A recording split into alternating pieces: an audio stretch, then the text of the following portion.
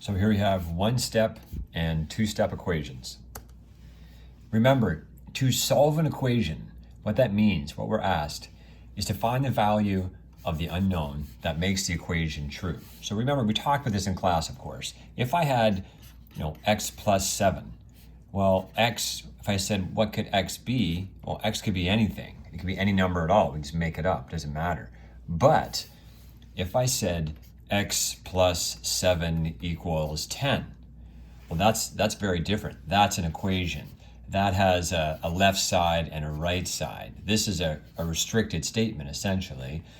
It's saying, well, some number, we don't know what x is yet, plus 7 equals 10. Now, that's what we mean by an equation. And when we figure out what x is equal to, that's what we mean by solving an equation. When we solve an equation, we just figure out what value of x that makes it true. Now, in this case, it's pretty easy. We can obviously solve by inspection. X is obviously 3 because 3 plus 7 is 10. So when we solve equations, yes, some of them we can solve by inspection. We can look at it, but other ones are more complicated, so we need a process to go through. And we've talked about that a little bit in class. There's an example there we just talked about, which is good. Now, for equations we can't solve by inspection, we need a process.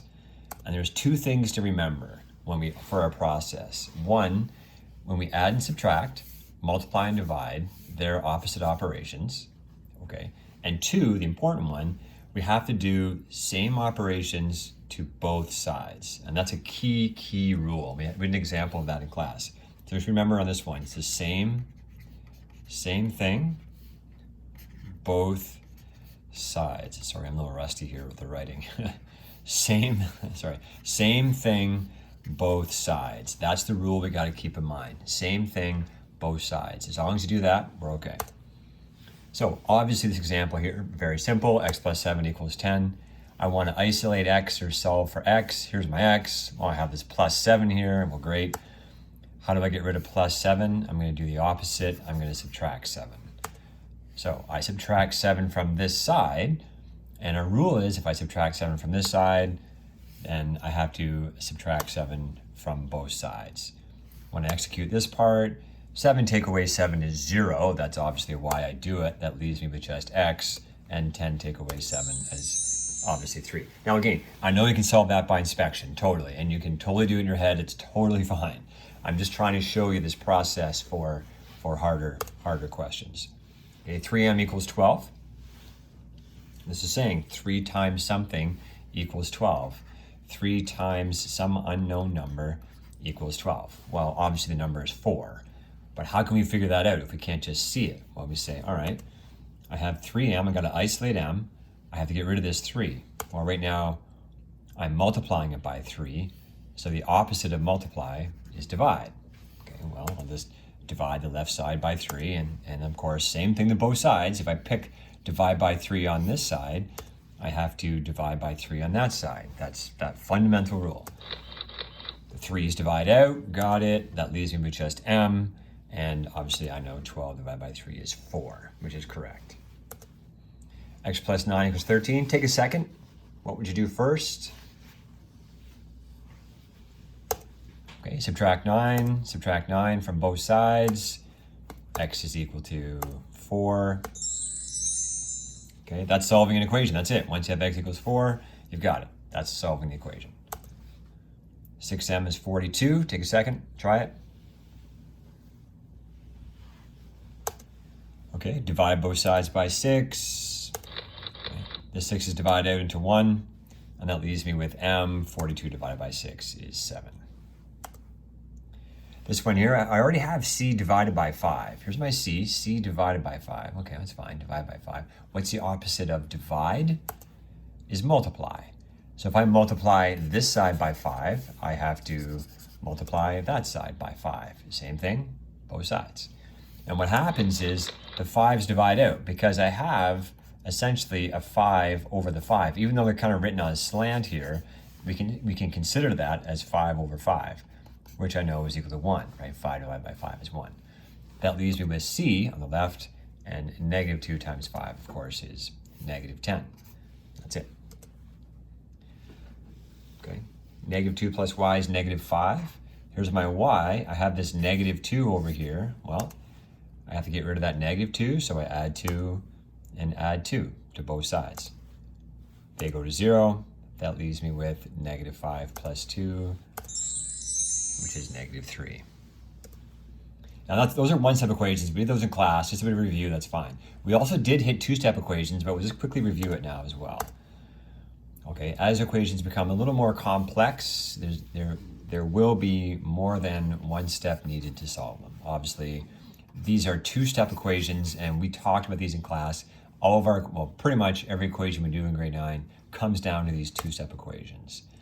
And really the only tricky part was what to do first. So suppose we have a two-step equation here, 2x plus 8 equals 28.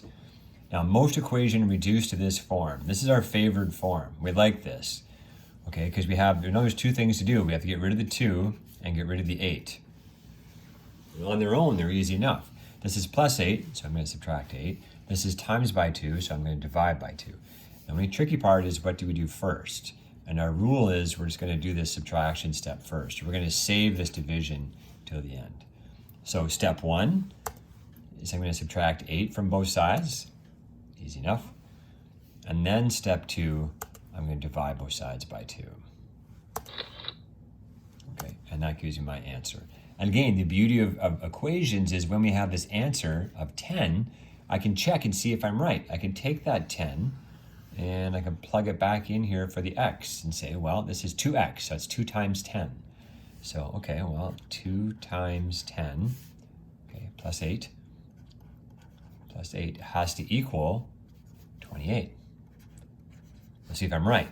Well, 2 times 10 is 20, plus 8, 28. Of course, does 28 equal 28? Yes, it does, so I know I'm right. So that's great. So if I made a mistake, I don't know, suppose I thought 20 divided by 2 was whatever. Say I thought it was 5 or something, whatever.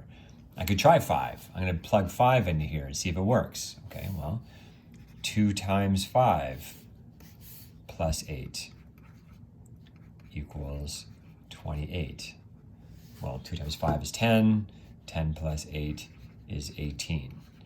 Does 18 equal 28? Of course it doesn't, so my answer would have been wrong. So there's only one answer that gets you the right balance of left side equal to the right side, and we can check and see if we're right.